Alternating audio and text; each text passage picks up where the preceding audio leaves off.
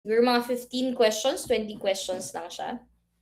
Tapos, dito, I will also be discussing kung bakit hindi yun yung mga naging sagot. Okay? So, first question that you may encounter in your board exam is that the posterior palatal seal in a maxillary denture is located at the A, hard palate midline, B, hamular notch region, C, junction of hard and soft palate, or D, retromolar pad. So, what do you think is the answer?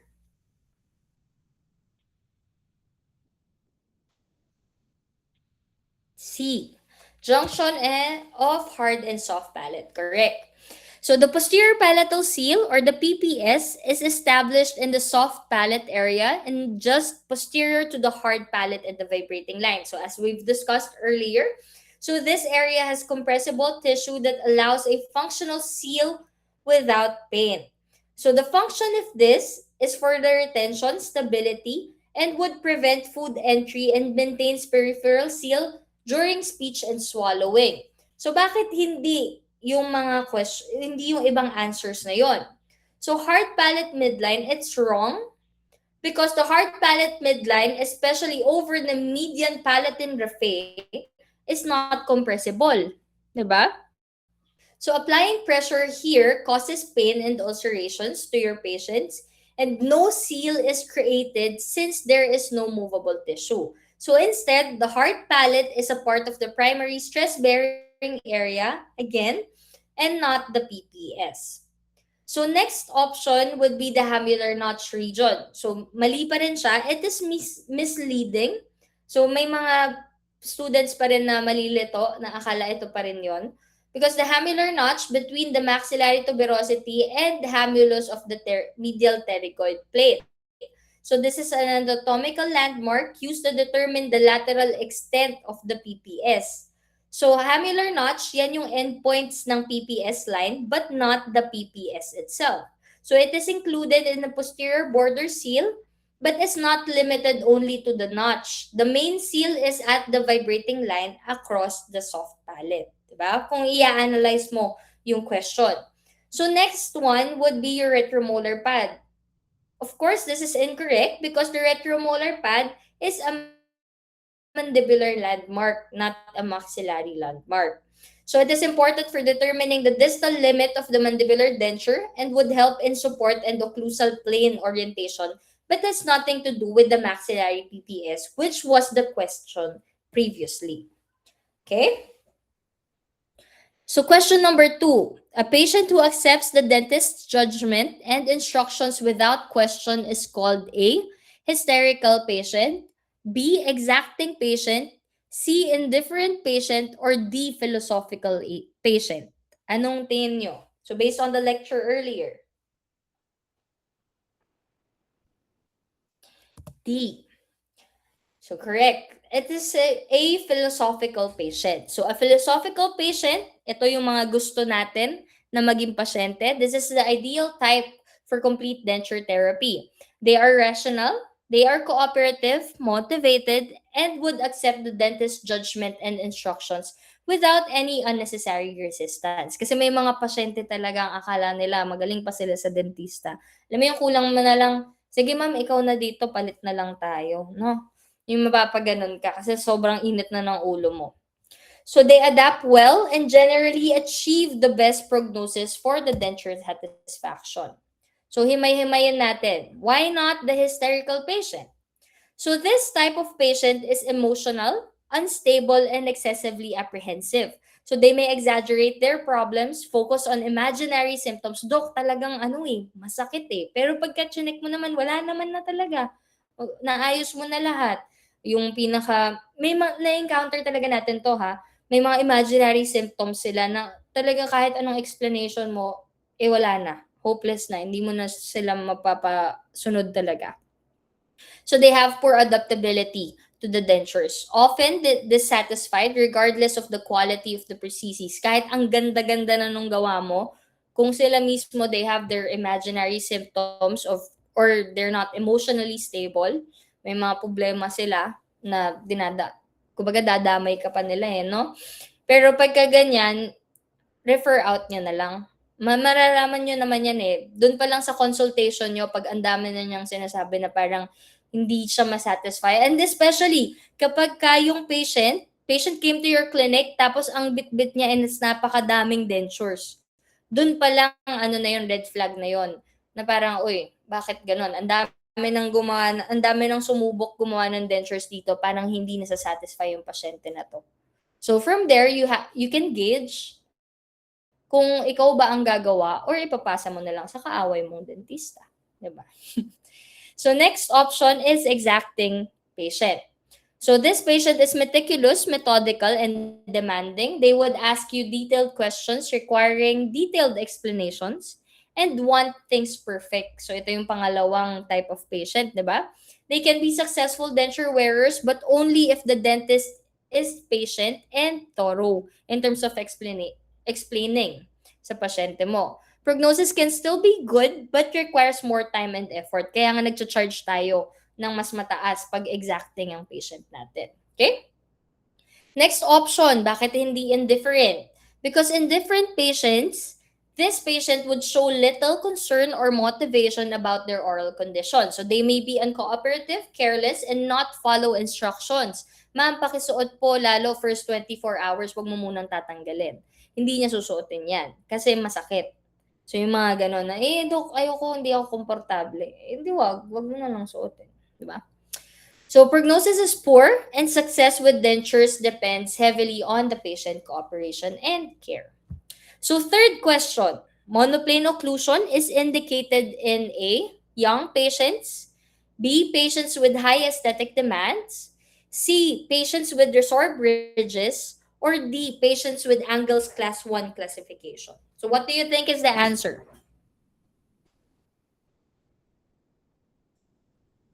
Answer po. C. Patients with resorbed ridges. Correct. So monoplane occlusions, we use a flat, non-anatomic teeth with 0-degree cuspal inclinations. So this is indicated again when vertical and horizontal stresses must be minimized, especially in patients with severely resorbed ridges, kasi less lateral stress and more stability sa pasyente mo, poor neuromuscular control, older patients who cannot tolerate cusp interferences, and parafunctional habits to reduce the torque on the ridge para hindi mas bumaba yung pinaka-ridge mo. Okay? So why not the other options? So young patients, this is wrong because younger patients typically have a good residual ridge form. So yan yung mga matataas pa, ideal patients natin yan. So they have a stronger musculature and higher aesthetic demands wherein they benefit from anatomic teeth or yung 30 degrees cusp inclinations. Yung mga cuspal tips natin, yung buo pa. Which provide better aesthetics, mastication, and natural appearance. So why not the patients with high aesthetic demand? Kasi nga monoplane. So ang monoplane occlusion, it sacrifices the aesthetics. So the flat cuspless look less natural as compared to your anatomic teeth. So high aesthetic patients usually prefer the anatomic or a semi-anatomic occlusion, but never the monoplane occlusion. Okay? So last option would be the patient's angles class 1 classification. So this is automatically incorrect. Class 1 patients with normal interarch relation are good candidates for anatomic pa rin. Kaya anatomic occlusion, since their ridges and relationships are usually more favorable as compared to the ones with this severely resorbed ridges. So monoplane is reserved for cases where stability is compromised and not for routine class 1. Kasi lahat ng ibang hindi pwede kasi hindi niya natutugma yung indication. Okay? So question number 4. The neutral zone in complete denture construction is defined as the area where A, maximum aesthetics is achieved, B, occlusal forces are concentrated, C, muscular forces from tongue and cheeks are in balance, and D, retention is maximized. So what do you think is the answer? C. Correct. So muscular forces from your tongue and cheeks are in balance. Kaya nga neutral zone siya, di ba? The neutral zone is the potential space between the tongue on one side and the lips and cheeks on the other. So it is the area where the outward forces of the tongue and inward forces of the cheeks and lips are in equilibrium. So at resting position siya. So dentures constructed with teeth and flanges in this zone are more stable, retentive, and comfortable because they are not constantly being displaced by muscular activity or by the masticatory activity. Okay, so why not other options? First option kasi is the maximum aesthetics is achieved. So this is wrong because aesthetics demands on tooth selection and arrangement. Okay? Which is the lip support, the smile line, and the overlapping. Yung pinaka-bite natin, occlusion. The neutral zone is for stability and not aesthetics. So take note of that, ha? Neutral zone is for the stability of your denture and not the aesthetic principle of it. So next option is the occlusal forces are concentrated. This is also wrong because stress-bearing areas distribute the occlusal forces. So for example, on your maxilla, again, ang stress-bearing areas natin would be your palate and your ridge crest. For your mandible, that would be your buccal shelf and your retromolar pad. So the neutral zone is about the muscular balance and not the load concentration.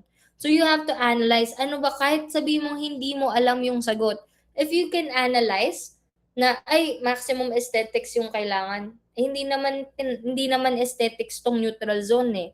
Occlusal forces, hindi rin naman siya yung forces. Kailangan ko dito stability. Diba?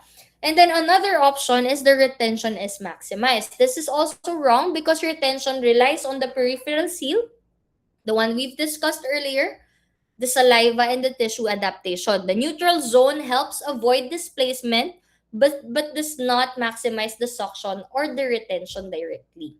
Okay? So, question number 5. Which part of the maxillary denture requires relief to avoid impingement? A. Incisive papilla. B. Hamular notch. C. Buccal shelf. Or D. Retromolar pad. So, what do you think is the answer? A. Very good. That would be your incisive papilla. So, the incisive papilla overlies the nasopalatine foramen, which contains the nasopalatine nerves and vessels. Kaya nga nagkakaroon ng burning sensation, di ba? Pagka hindi natin nire-relieve tong area na to. So pressure in this area would cause pain, sometimes numbness, and burning sensation on the palate. So therefore, the denture base must be relieved in that area. So huwag niyo kakalimutan, ha? So why not the other options? Mali yung slide. So, unang-una kasi, what we're asking is the maxillary denture. So, when we say maxillary denture, automatic, wala ka na dyang buccal shelf, wala ka na dyang retromolar pad. So, itong dalawa na lang. Kaya hindi ka naman umaabot sa pinaka-hamular notch. That's your limiting structure already. Diba? Kaya, incisive papilla na lang talaga ang natitirang choice. Kahit sabihin mo, hindi mo maalala. Pero process of elimination, automatic wala na to. Kasi maxillary ang tinatanong. So, itong dalawa na lang. Para saan ba ang hamular notch? Para saan ba ang incisive papilla? Diba? So, i-analyze mo lang siya ng ganun. Okay?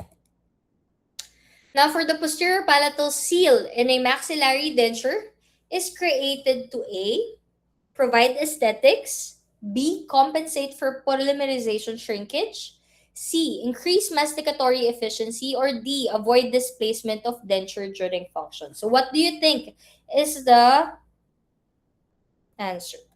So avoid dislodgement during function. So hindi po, no? Ang sagot natin would be to compensate for polymerization shrinkage. Definitely, it would have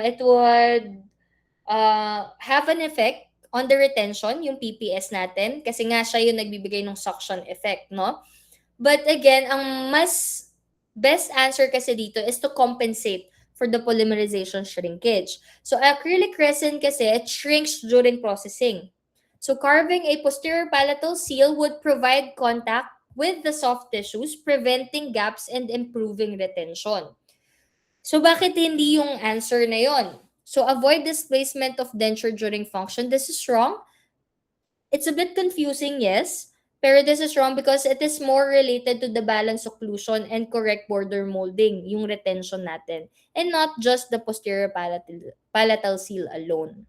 Okay? So kayo malilito dyan, ha?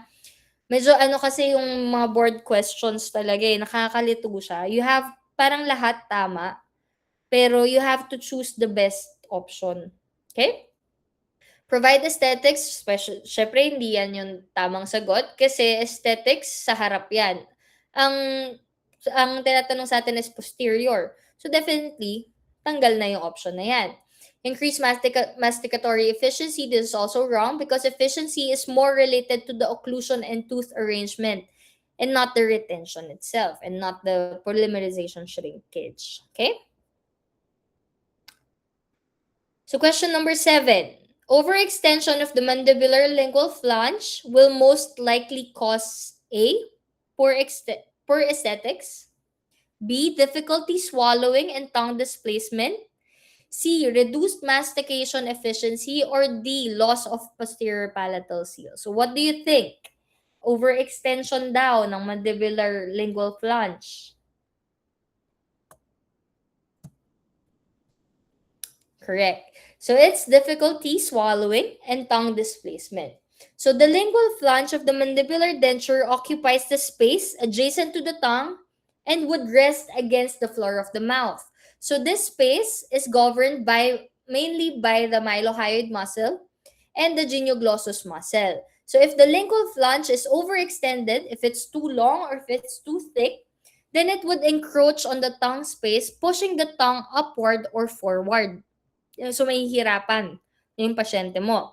This causes the patient to feel a foreign body sensation leading to instability and denture displacement during speech and swallowing. Okay? So swallowing would become more difficult because the tongue cannot make its normal upward and backward movements. Kasi nga, tumatama. May humaharang.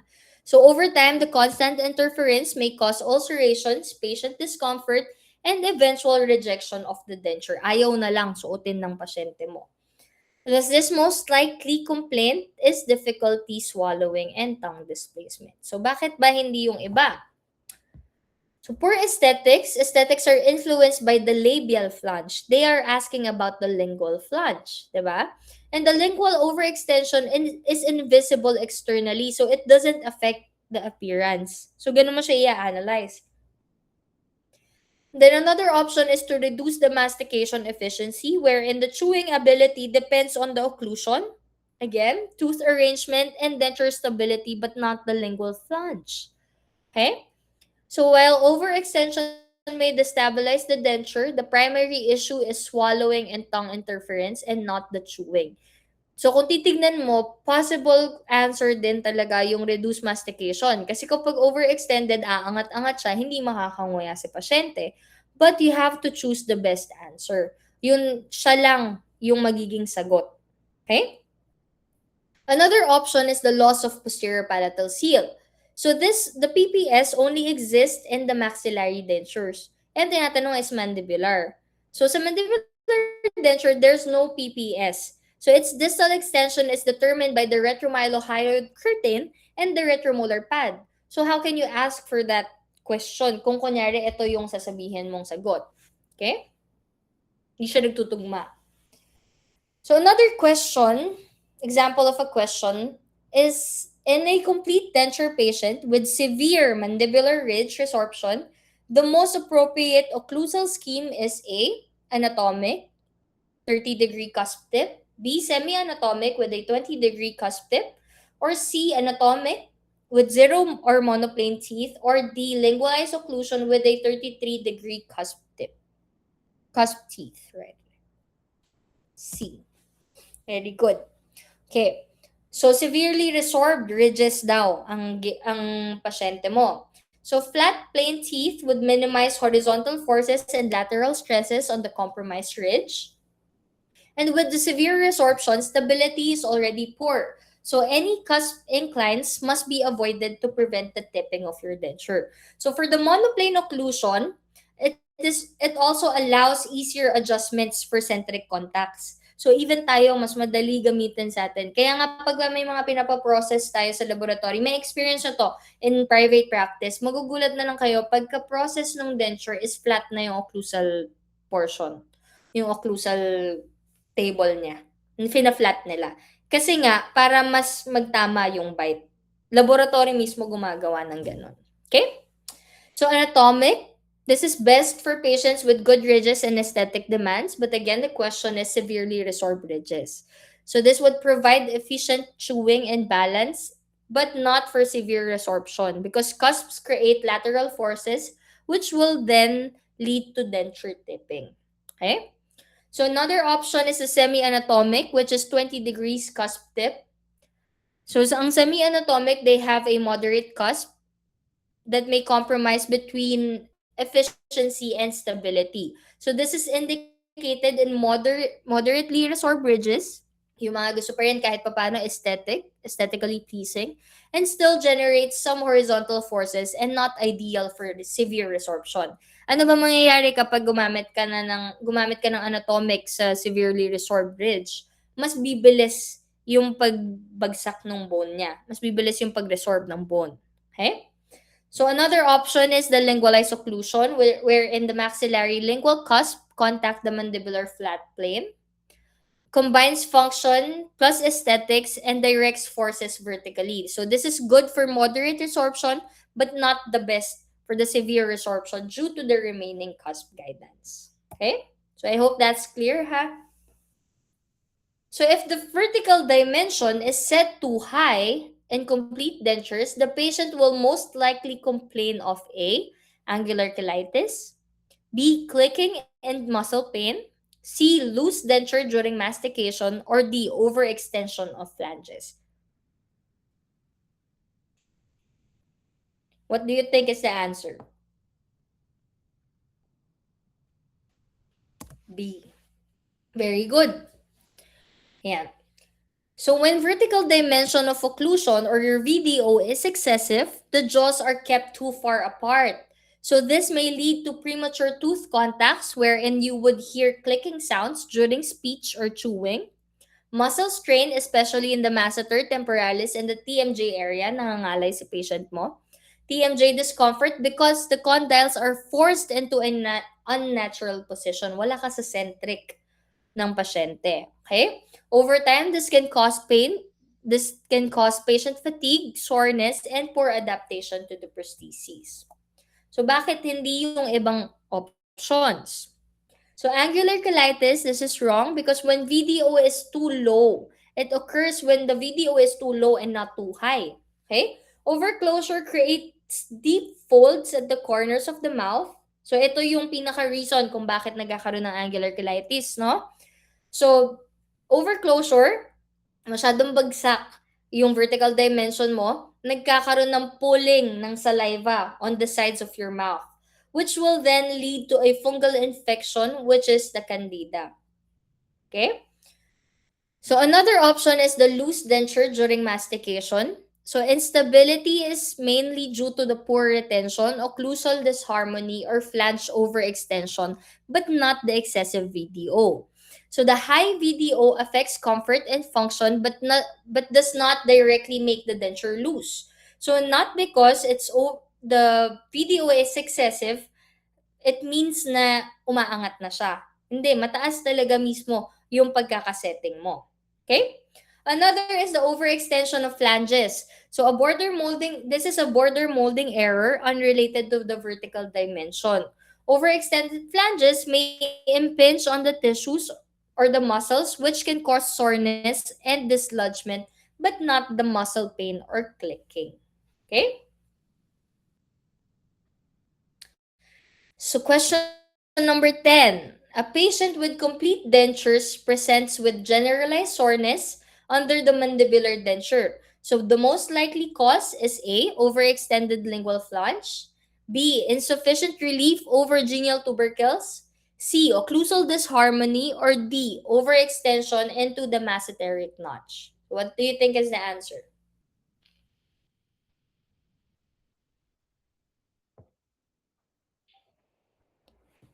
B. Di po. So it's occlusal disharmony, no? So later on we will be discussing each answer one by one. So for occlusal disharmony kasi, this is the generalized soreness under the entire mandibular denture base, typically indicates uneven occlusal contacts.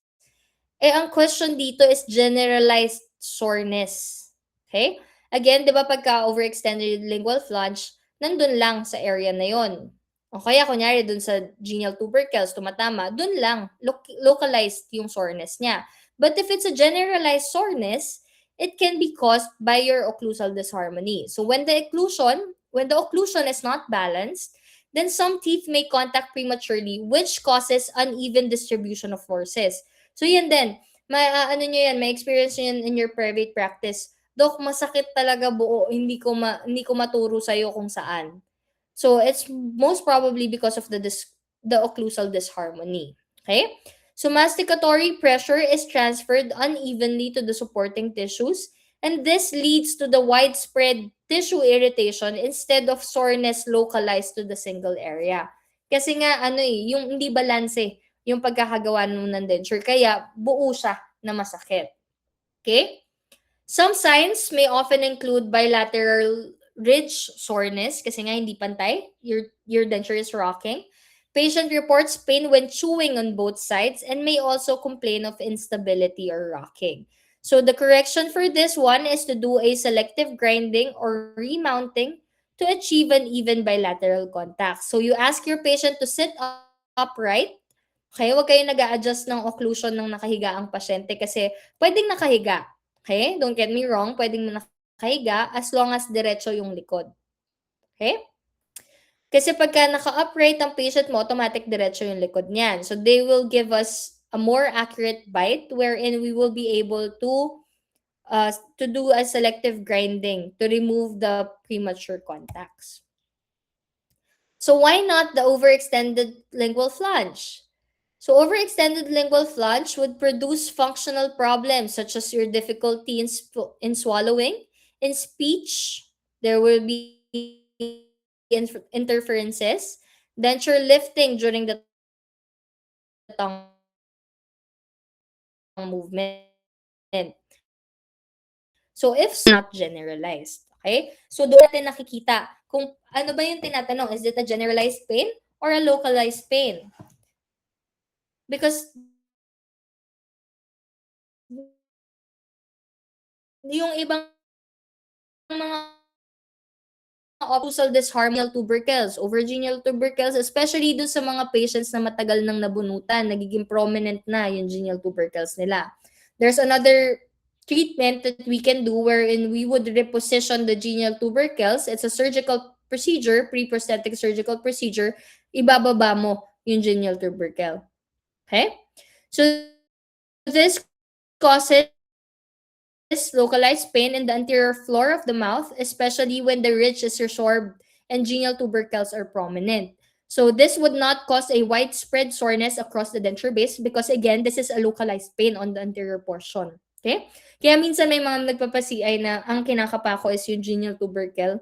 Kunyari, sasabihin na, Dok, may masakit pa rin daw pagka tumatama, nandun daw sa harap. So automatic yan, ang titingnan ko the genial tubercle. Pagka wala siya sa lingual flange, yun na ang nagkukos ng pain. So you have to remove, selective grinding ka lang do sa part na yun. I-relieve mo lang siya. Okay? So last option, overextension into the masseteric notch. So this causes also the localized soreness distobuccally near the masseter attachment, but the pain worsens during function of the masseter muscle. So during clenching and chewing, mga ganon. Pero localized lang siya doon sa buccal portion, distobuccal portion.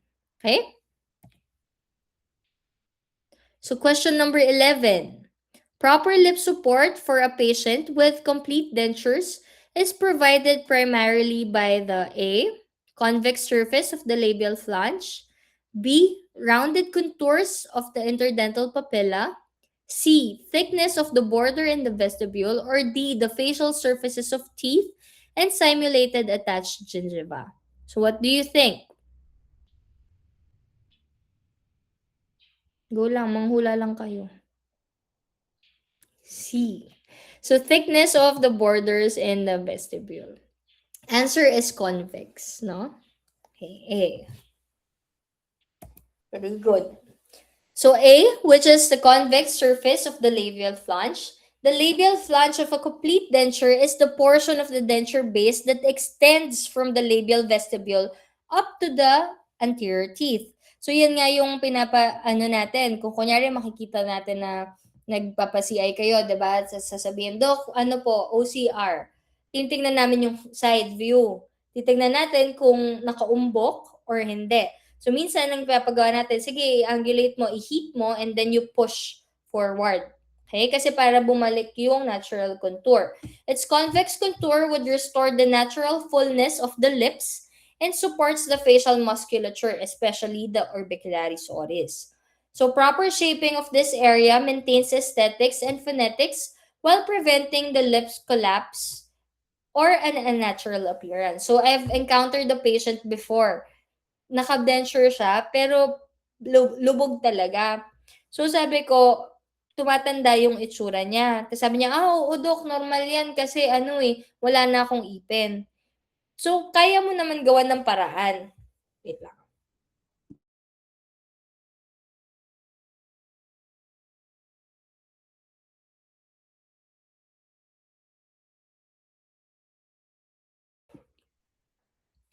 Okay, so kaya mong gawan ng paraan yung gano'n. Medyo iuumbok mo lang yung labi ng pasyente. Yun nga yung kagandahan sa atin kasi we can alter the facial profile or yung itsura mismo ng pasyente natin based doon sa mga ilalagay natin.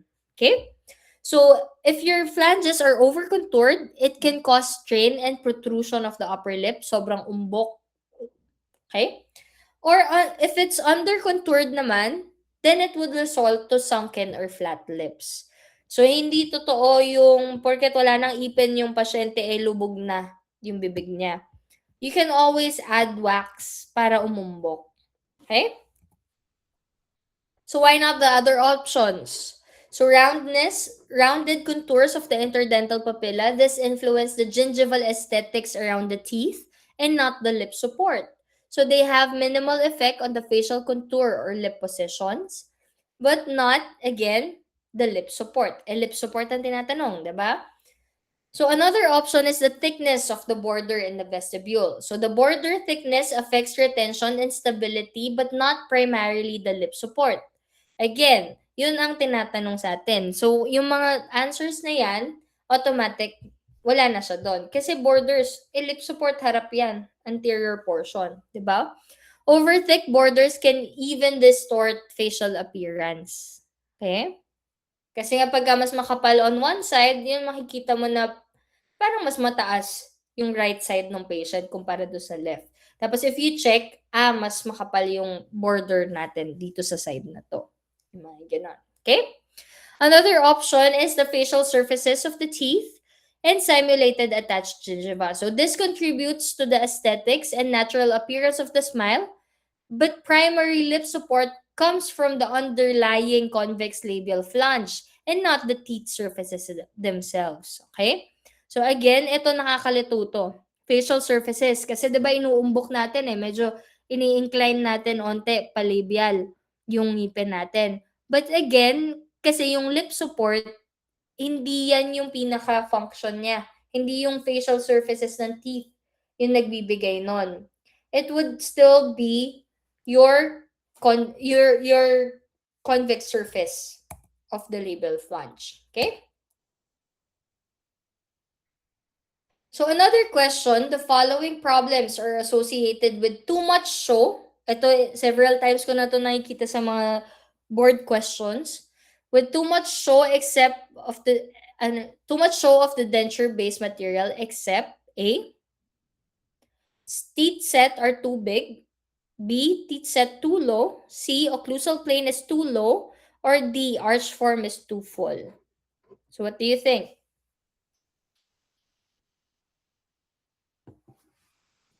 Okay.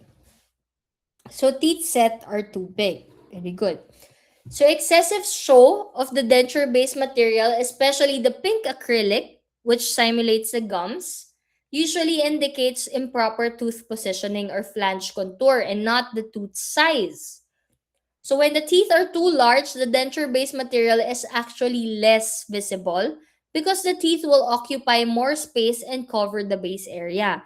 So halos walang gums na makikita. Therefore, this option does not cause increased visibility of your denture base. So yung ibang options, teeth set too low, masyadong mababa mo siya na set or maliit yung pontek mo. When the teeth are placed too low vertically, more of the pink denture base above them would become visible during smiling and talking. Yun yung parang may gingivitis yung patient mo. Puro gums yung nakikita. Okay?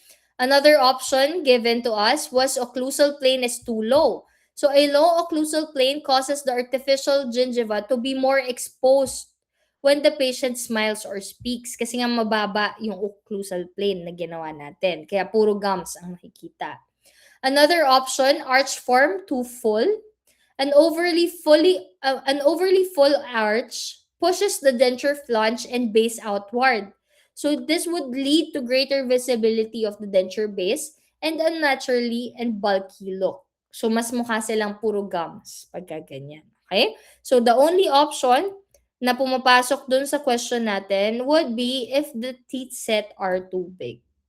Okay? Kasi you have to consider yung except. So question number 13. Hanggang 15 lang yata ito eh. So question 13, the relationship of the denture base to the bone that resists dislodgement of the denture in a horizontal direction is A, support, B, pressure, C, aesthetics, or D, stability. Yan, very good mga nakikinig. Okay, so the answer is D, stability, because stability refers to the resistance of the denture to horizontal or lateral movement when functional forces act on it. So during your speaking or chewing ng pasyente nyo. So it depends on how well the denture base would adapt to the underlying tissues and how effectively the occlusal forces are directed perpendicular to the supporting structures or supporting tissues rather. So a well-fitting denture with good stability remains steady and does not rock or shift side to side kapag stable ang denture mo. So why not the other options? Why not support? Support refers to the resistance to vertical, directed towards the tissues. So for example, yun nga yung katulad ng diniscuss earlier, it prevents the denture from sinking into the mucosa, but it does not resist the horizontal displacement. Okay? Another option given to us was pressure. This is not a recognized principle of denture retention or stability. Panggulo lang siya. Okay?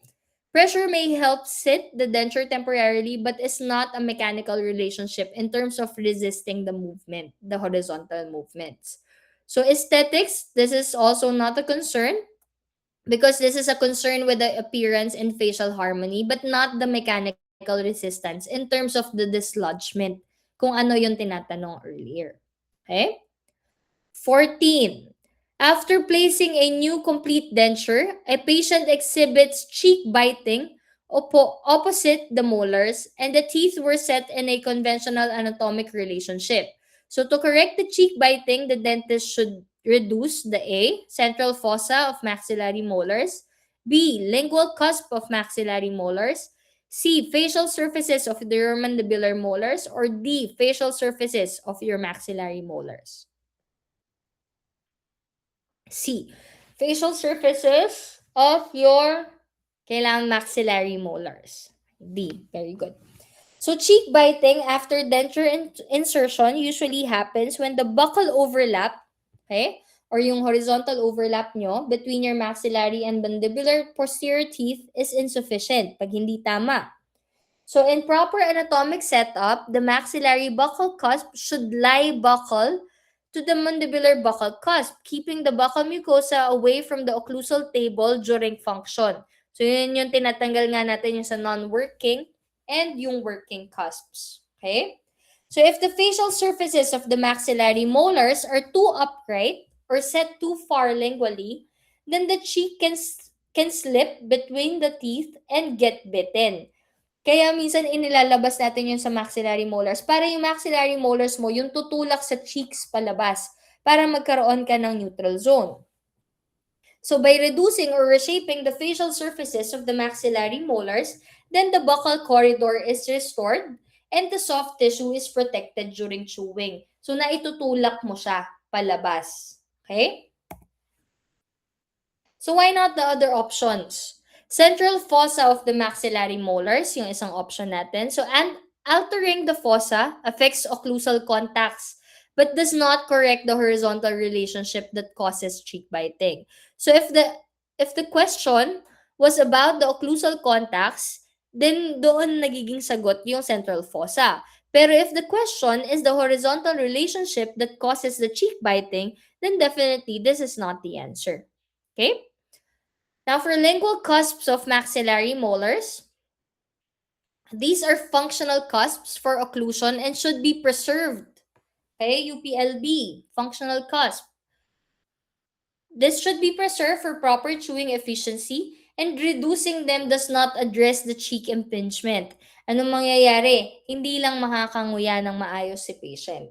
Okay? So iba yung ginawa mo as compared to you fixing the problem of cheek biting, mas nagka-problema kasi hindi niya na mamasticate maayos yung ngipin, ay yung pagkain. Okay? So for facial surfaces of the mandibular molars, trimming these would make the mandibular teeth even more lingual.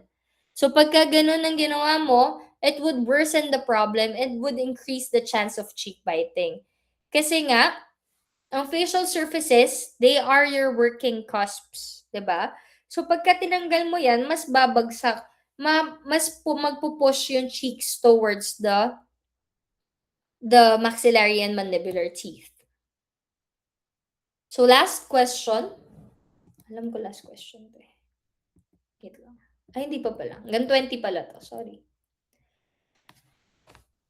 So 15. At the wax try-in, the maxillary plane appears to be correct. Okay? Yet the patient closes slightly in centriculation and the mandibular teeth appear to show too much. So mas nakikita mo daw yung mandibular teeth mo. So the patient's lips do not contact unless the patient forces them to do so. So the error that has most likely occurred is A, inaccurate face-bow transfer, B, excessive amount of freeway space, C, excessive vertical dimension of occlusion, or D, overclosed vertical dimension of occlusion. So what do you think is the answer? Excessive vertical dimension of occlusion. Very good. So, excessive yung VDO ng pasyente mo. Because vertical dimension of occlusion or the VDO is the distance between the maxilla and the mandible when the teeth are in contact. Diba? Kasi tooth-guided nga siya. So, when the VDO is excessive or if it's too high, then the mandible is positioned too far downward when the teeth occludes. So the lower teeth and the denture base would become overly visible, especially during rest or light closure. Mas nakikita mo siya. So the lips may fail to meet naturally, requiring effort to close them, and patients may complain of muscle strain, clicking of the teeth, and or artificial stretch facial appearance. No, masyadong naka-stretch, nakakangalay yan sa pasyente. So why not the other options? Bakit hindi inaccurate face-bow transfer? So face-bow transfer affects the orientation of the maxillary cast on the articulator and the occlusal plane angulation, but not the vertical tooth display or the lip contacts. Okay? So you have to analyze the question. Ano bang tinatanong niya? Ano bang hinahanap dun sa question na yon? So another, why not the excessive amount of freeway space? So if freeway space were excessive, then the jaws would be too far apart at rest, but not during occlusion. So the patient would appear overclosed at rest and not stretched or unable to close the space. So pagka overclosed, meaning mas mababa. Diba? Pagka ganyan. So overclosed vertical dimension of occlusion, this is the opposite of the problem that was asked during dun sa question. So when the VDO is too low, the lips would overlap easily, the lower face would appear short, and the lower teeth are less visible and not more. Okay? So pagka decrease ang vertical dimension mo, mas hindi nakikita yung lower teeth. So I hope that's clear, ha? So 16, the purpose of the face bow records and complete denture construction is to A, orient the cast to the centriculation record. B, allow for exact determination of the vertical dimension of occlusion. C, record the relation of the mandible to the opening and closing axis of TMJ. Or D, none of this. So what do you think? Record the relation of the mandible to the opening and closing axis of the TMJ. Very good. So the face bow, again, is an instrument used to transfer the spatial relationship of the maxilla to the temporomandibular joints, or your TMJs, and the hinge, which is the opening and closing axis. It also allows the maxillary cast to be mounted on the articulator in the same orientation as it exists in the patient's skull. Kaya nga kailangan parallel siya sa interpupillary line. So this ensures that the movements of the articulator would closely simulate the patient's mandibular movements, improving occlusal accuracy and aesthetics. Kaya nga napapaside to side natin yung bite ng patient's front and back. Okay? Kasi natatransfer natin siya accurately sa semi-adjustable natin. So essentially, it preserves the anatomic orientation between the maxilla and the hinge axis for accurate articulation. So bakit hindi yung other options? So orient the cast to the centriculation record. The centriculation record is a mandibular position record and not a function of the face bow. Okay? The face bow would orient the maxillary cast and not the mandibular one. Okay? So again, face bow, maxillary po ang ino-orient niya and not the mandible. So allow for exact determination of the vertical dimension of occlusion. So the vertical dimension is established clinically by, again, ano yung mga factors to verify the correct vertical dimension? You have your aesthetics, phonetics, and your physiologic rest position, but not by the face bow. Okay? None of these, this is incorrect kasi nga may option C tayo, which is the accurate purpose of your face bow transfer. Okay? So number 17, when a patient needs a complete denture, pre-prosthetic surgery is generally not indicated when which of the following conditions exist? A, pedunculated torus palatinus, B, papillary hyperplasia, C, epulis fissurata, or D, root tips embedded in mandibular bone. D. Very good. So root tips embedded in the mandibular bone. So for pre-prosthetic surgery, this aims to remove or reshape oral structures that would interfere with the proper denture fit, comfort, or aesthetics. So root tips that are deeply embedded in the bone, as long as it's asymptomatic, again, and not infected, not exposed, or not mobile, so it does not interfere with the denture fabrication or the function. So therefore, surgical removal is not indicated, as unnecessary extraction could cause bone loss or compromise the ridge support. So you will be doing more harm than good. Okay? So pedunculated torus palatinus. A torus can cause interference with the palatal portion of your maxillary denture, which leads to a poor adaptation, discomfort, or lack of retention. So surgical removal is indicated before you do your denture construction. Diba? Especially pag mga malalaki. So next option would be your papillary hyperplasia. So this condition presents as multiple papillary growths on the palate, usually from your ill-fitting dentures or poor oral hygiene ng pasyente. So this must be treated first. So you can treat this using tissue conditioning, yung mga antifungal, yung mga ganon, or surgical excision before the denture fabrication to ensure a healthy denture base or tissue base rather. So next option would be the epulis fissurata. So epilis fissurata is a fibrous hyperplasia caused by the overextension of the denture flanges or ill-fitting dentures, and it must be surgically removed to restore the proper vestibular depth and ensure a good adaptation of your dentures. Okay?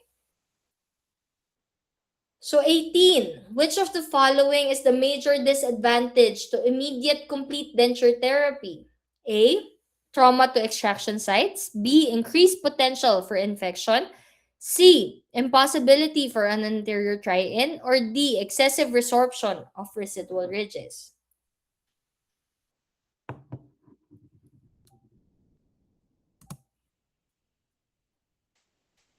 It's impossibility for an anterior try-in. Okay? So in immediate complete denture therapy, the denture is fabricated before extraction and inserted immediately after tooth removal. So this is particularly for anterior teeth. Bakit ba sila nagpapa-immediate denture? Kasi gusto nila yung aesthetics. Ayaw nilang lumabas sa inyo nang wala silang ipin. Okay? Since the anterior teeth are still present during the try-in stage, the dentist cannot perform a proper try-in to evaluate the aesthetics, midline, lip support, and phonetics. So this is considered the major disadvantage as aesthetic adjustments like tooth shade, arrangement, and the smile line cannot be verified until after the delivery. Hanggang sa maisuot na ng pasyente mo. Kasi before mo siyang bunutan, nandun pa yung ipin eh. So how can you fit the denture kung may ipin pa yan? Okay? So why not the other options? Trauma to the extraction site. While minor trauma can occur during insertion, careful technique and proper denture relief would minimize it. So this is not considered as the major disadvantage. So it can be a minor disadvantage but not the major one. Okay? Again, ang tinatanong is the major disadvantage. So another option is increased potential for infection. Immediate dentures actually protect extraction sites like surgical dressing, reduce bleeding and infection risk if hygiene is maintained. Okay? So you have to check, you have to assess, kamusta ba yung oral hygiene ng pasyente? So kung maganda naman yung oral hygiene niya, then you can do an immediate denture. Pero pagka kasi pangit yung oral hygiene ng patient mo and then you place an immediate denture, that's the time na magkakaroon siya ng potential for infection. Okay? So sometimes ang ginagawa natin dyan, have you heard of the Genji gel? So pag in your private practice, ano yan, magiging best friend nyo yan sa mga surgery, no? So ang Genji gel kasi, it would give a covering doon sa pinaka-layer, sa soft tissue layer, na manipis, gel-like lang siya, pinapahid mo lang siya, tapos para makapag-heal yung bone from the inside. 'Di ba kasi ang sakit, ang healing niyan is from the bottom, paangat. So, ang ginagawa natin is dun sa immediate denture, pinapalagyan natin yon ng Genji gel para nakapatong siya. So, that's your surgical dressing. Okay? So next option would be excessive resorptions of the residual ridges. So resorption occurs with all complete dentures, but not uniquely with the immediate dentures. So the rate may be slightly faster initially, but it is not the key disadvantage compared to the lack of anterior try-in. So lahat yan, may chance naman na tama yung sagot, pero you have to choose again the best answer. Okay. So 19, clinical procedure of determining the exact extent of the flanges of a denture. So A, exact flanges ha. A, preliminary impression making. B, border molding. C, all of these. Or D, final impression making. What do you think?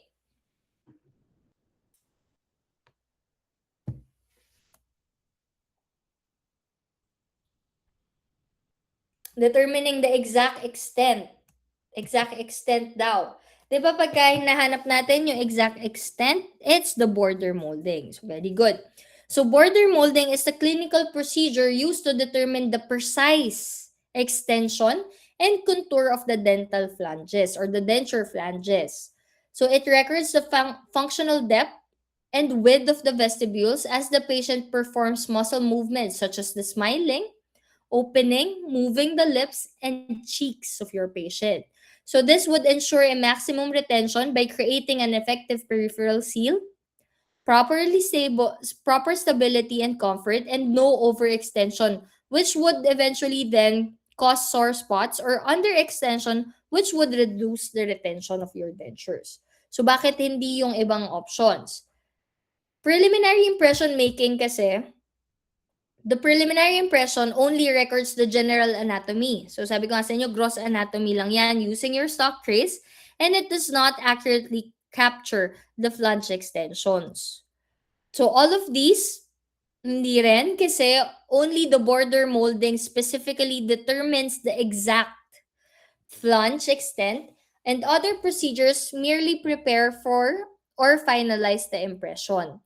So impression taking or final impression making records the surface details of the denture bearing area, but only after the border molding has defined the borders. Di ba ang hinahanap is the exact extent ng denture flanges. Okay? So ito na, last question. So in complete dentures, the following phonetic testing statements are true except SH sound represents an increased vertical dimension. M sound should have a 1 to 4 millimeter freeway space. S should exhibit a 1 millimeter clearance. Or V, incisal edge of the maxillary anterior teeth at the wet-dry line. So what do you think?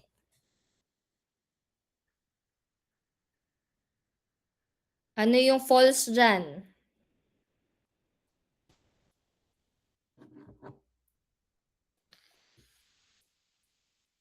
Sige, kaya niyo yan. See? It's the SH. Okay? So, bakit SH? So, SH sound represents an increased vertical dimension. This is wrong.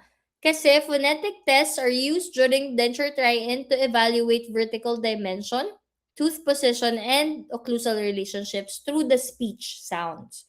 So, the SH sound, which is a sibilant sound, is used to check the tooth position and anterior spacing, not the vertical dimension. Okay? So an increased vertical dimension of occlusion is usually or is actually detected when S or CH sounds cause the teeth to click or contact prematurely. Therefore, saying the SH sound does not indicate increased VDO, making the option A the false statement. So bakit hindi yung iba? Ang M kasi, 'di ba sabi dito, M should have a 1 to 4 millimeter freeway space. So this is true. When the patient says, the mandible returns to the rest position, showing a freeway space or the interocclusal distance of about 2 to 4 millimeters between the occluding surfaces. So, dyan pumapasok yung freeway space. 2 to 4 millimeters.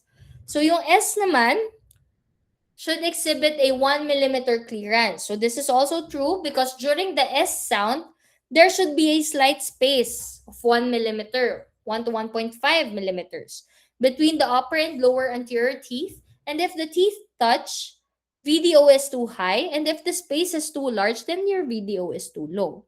So, yun yung mga chine-check natin when we're doing the phonetics. So, last option would be your V, or your incisal edge of the maxillary anterior teeth at the wet-dry line. So this is also true because when you're pronouncing your V or your F sounds, the incisal edges of your maxillary anterior teeth should contact the wet-dry line of your lower lip. So this is used to verify the anterior tooth position and inclination. Yung F, V, yung mga ganon. Okay? So here are 5 quick tips for answering your board question exam. So first is you have to understand what they are asking you. Okay? Don't rush. Mahaba ang oras. You have 2 hours to finish 100 items na exam. So you have enough time for you to think about your answer. Okay? So you have to read the question twice before looking at the choices. Basahin nyo kung kailangan yung bilugan, yung mga except na yan, bilugan nyo. Okay? You have to spot the keywords. Watch for the except, most likely, or yung mga first step. Meron pa yan, mahilig pa sila sa mga mahilig pa yan sa mga negative. So, all of these are not except yung may mga ganon. So, ibig sabihin, ano dun yung totoo? Kumbaga, di ba, negative, positive. So, hinahanap niya kung ano yung true. Kung kunyari, makikita mo naman, positive, then hinahanap niya kung ano yung mali. Diba? So you have to be familiar. You have to read the questions properly when you are answering your board exam. Okay? Another quick tip would be to eliminate the wrongs first. So kung kunyari hindi mo sigurado, Dok, ang hirap, hindi ko maintindihan, hindi ko alam yung gagawin ko, hindi ko alam yung mga answers. Familiar to pero hindi ko alam yung sagot. So kung familiar yan, then process of elimination. Kung kunyari ang tinatanong is sa maxillary portion, ang mga choices is mandibular. Sa mandibular area mo siya nakikita. Then cross out mo na 'yon. Automatic mali na 'yon kasi maxillary ang hinahanap eh. So most of the time, even kahit hindi nyo alam yung pinakasagot, if you do the process of eliminations, that would give you the correct answer already. Okay? And you think clinically. So you apply your logic and not just your memorization. So kaya nga dito sa review natin na to, hindi naman siya about sa memorization. Hindi nyo kailangan i-memorize yan. Kailangan naiintindihan nyo siya. Kailangan nako-correlate nyo siya sa kung anong ginagawa nyo everyday. Sa kung paano kayo mag-CD patients. Yung mga ganon. Kasi marami-rami na rin naman kayong experience in terms of the CD patients, di ba? So you have to analyze the questions. Pag na-encounter ko to sa clinic, ano ba yung sagot? Yung mga ganon. Okay? So, iaano mo siya, i-correlate mo siya with your everyday life. And then, trust your preparation. Okay? Avoid changing your first confident answer. Kapag yan na yung nasagot mo, yan na yon. Okay? Kasi hindi mo naman yan sasagutin kung hindi mo nabasa or hindi mo alam. Okay? Minsan kasi overthinking, yun pa ang nagpapamali, yun pa ang nagpapabagsak sa atin. Okay? Kasi ang i-overthink natin yung questions. But again, you have to answer as a general practitioner. Kasi standard yan eh, sa lahat ng schools, 'di ba? Hindi naman, ang PRC pag gumawa ng exam yan, hindi naman yan yung, okay, sa mga taga Fatima, ito yung exam nyo, sa mga taga UE, ito yan. Hindi, so they have to standardize their questions. So, kailangan, pag nagtanong din sila, as general practitioner lang ang sumasagot. Kasi we're not taking a board exam for the fellowship. So, hindi naman tayo nagpo-prostodontist dito, di ba? So, bakit kailangan mo ng mga highfalutin words? For example, kung kunyari, sa surgery, may mga encounter kayo na question doon na sasabihin is, para surgical removal of this tooth. Tapos tingin mo, kaya mo naman. Nagawa mo na yun sa school eh. Pero merong option doon na refer to a specialist. O kaya take an x-ray, observe, evaluate, monitor. Yung mga ganon, most of the time yun ang sagot. Okay? Kasi nga, general practitioners lang tayo as we are answering, yung pinaka-standard lang para maging dentista ka. Hindi mo kailangan na magaling na dentista ka. Just the standard of care. As long as you know the standard of care, okay na yon. Okay? So, hindi mo kailangan i-overthink na ano ba yan, papasa ba ako dito, yung mga ganon. Tama ba tong sagot ko? Kasi parang mali naman, baka mamaya bumagsak ako, yung mga ganon. Hindi. Alam kong kaya nyo yan. So, you just have to believe in yourselves then. Okay? So, ang board exam kasi sinasabi ng mga tao dyan is, hindi pa kasi ako ready. Maraming hindi pa nagtatake. Kasi hindi pa ako ready, hindi pa ako, baka bumagsak ako. Ano naman, may 3 chances ka para mag-take. 'Di ba? So, yung 3 chances na yun, take mo lang ng i-take. Medyo magastos siya. Pero, what if biglang, 'di ba, makakuha ka ng biglang pumasa ka? Wala namang mawawala. Okay? So, wag niyong antayin yung time na ready kayo for board exam. Kasi minsan mas masakit yon. The moment na sabihin mo sa sarili mo na ready ka, tapos doon ka pa bumagsak, mas masakit yon. At least kung kunyari sabihin mo na, sige, tatry ko lang kung papasa ako o hindi, okay lang. Yung ganon. tas hindi ka masyadong ready, feeling mo parang may kulang ka pa. Pag bumagsak ka, parang meron kang i-justify sa sarili mo na, di kasi ako ganun ka nag-review eh. Kumbaga may pampalubag loob ka. Okay? Kasi ano yan eh, wala rin yan sa kung ano yung, kunyari sa school, hindi kayo magaling na estudyante, hindi kayo nagtatop sa batch nyo, ganun. Wala rin yan dyan. Okay? So ako na yung living testimony ako na hindi ako top nung sa mga batch namin na yon. Pero pumasa ka naman ng board exam. So ibig sabihin, as long as you know what you are doing, then magiging dentista ka. Okay? So you don't have to overthink. Hindi nyo kailangan isipin na wag nyong hahayaan niya yung mental health nyo is ma-damage just because of yung pressure neto. And always, all the time, don't do it for other people. You're going to take the board exam for yourself, for your career. Okay? Wag niyong isipin na mag-board exam ako para kasi sa pamilya ko to eh.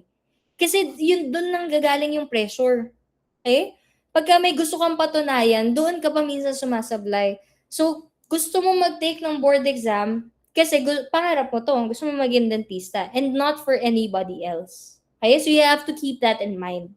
Para at least kahit pa paano, tsaka always go back to your why. Why are you doing this? Kasi nandyan na kayo sa finish line eh. Papunta na kayo doon sa mga mahihirap na part talaga. Actually, lahat nga sinasabi nga namin mga prof, kaya ngayon na nagre-review kayo, mas matalino kayo sa amin. Mas alam nyo yung mga subjects as compared to us lecturing. Kasi kami, may kanya-kanya na kaming specialization. So, nalimutan na namin yung mga basic parts na yan. Pero kayo, lahat fresh. So, wag niyo sasabihin na hindi pa enough yung mga naaaral nyo. Because itong mga tinuturo namin to, ito lang din naman yung lalabas sa board exams. Okay? So, thank you and good luck on your board exam. Pakita ko rin sa inyo kung ano yung kahit pa paano meron kayong idea kung paano nagpa-practical boards, ha? Ayusin ko lang. Wait lang.